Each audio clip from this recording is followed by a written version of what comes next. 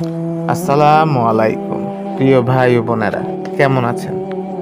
আজ আমরা আলোচনা করব কিয়ামতের আগে শেষ রমজান কেমন হবে। ভয়াবহ কিছু ঘটনা। রমজান, এই পবিত্র মাসটি আমাদের জন্য রহমত, মাগফিরাত ও নাজাতের প্রতীক। কিন্তু কি হবে যখন এই পৃথিবীতে শেষ রমজান আসবে? কিয়ামতের ঠিক আগে শেষ রমজানটি কেমন হবে? কি কি ভয়াবহ ঘটনা ঘটবে?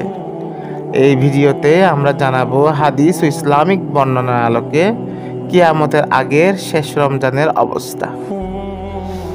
রাসূলুল্লাহ সাল্লাল্লাহু আলাইহি ওয়াসাল্লাম আমাদের বলে গেছেন, কিয়ামতের আগে কিছু বড় বড় নিদর্শন দেখা দেবে।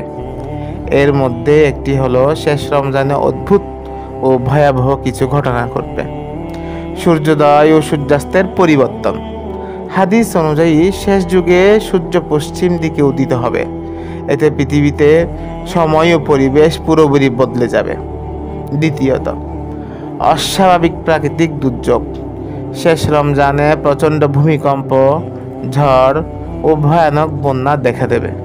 মানুষ এই দুর্যোগ থেকে বাঁচতে মসজিদে ছুটবে, কিন্তু তখনও আযাব কমবে না।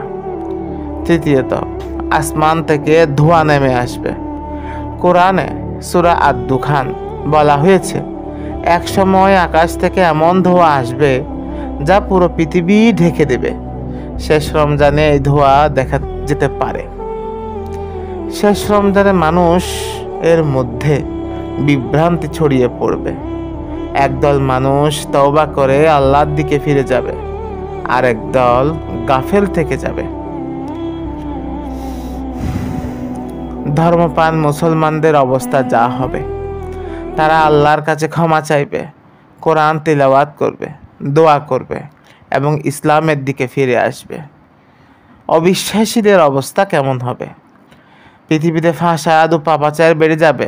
মানুষ হারাম কাজে লিপ্ত থাকবে। সুদ, ঘুষ, ব্যভিচার ও হত্যা বেড়ে যাবে। হাদিস অনুযায়ী কিয়ামতের আগে সবচেয়ে বড় ফিতনা হবে দাজ্জালের আবির্ভাব। শেষ রমজানের সময় দাজ্জালের সৈন্যরা সক্রিয় হতে পারে। সে নিজেকে ঈশ্বর বলে দাবি করবে এবং অনেক মানুষ তার ধোঁকায় পড়ে যাবে। যারা ঈমানদার তারা আল্লাহর রহমতে বেঁচে যাবে। শেষ রমজানে বিশ্বজুড়ে বিশৃঙ্খলা থাকবে, কিন্তু তখনই আল্লাহর এক বিশেষ রহমত আসবে ইনশাআল্লাহ। ইমাম মাহদীর আগমন। তিনি মুসলিমদের নেতৃত্ব দেবেন এবং ইসলামের সত্য পথ দেখাবেন। এরপর আল্লাহর আদেশে ঈসা আলাইহিস সালাম আকাশ থেকে নেমে আসবেন। তারা একত্রিত হয়ে দাজ্জালকে পরাজিত করবেন এবং পৃথিবীতে শান্তি প্রতিষ্ঠা করবেন। প্রিয় দর্শক, এইসব ভয়ঙ্কর ঘটনার আগে আমাদের উচিত নিজেদের সংশোধন করা, তওবা করা ও ইবাদত বাড়ানো, রমজানের ফজিলত পুরোপুরি কাজে লাগানো, সাদকা ও দান খয়রাত করা, পরিবার ও সমাজকে ইসলামের পথে নিয়ে আসা। কিয়ামতের আগে শেষ রমজান হবে অনেক ভয়াবহ, কিন্তু যারা আল্লাহর পথে থাকবে তারা রক্ষা পাবে। আসুন আমরা সবাই নিজেদের জীবন গুনাহ থেকে মুক্ত করে আল্লাহর দিকে ফিরে যাই ইনশাআল্লাহ। আমরা কি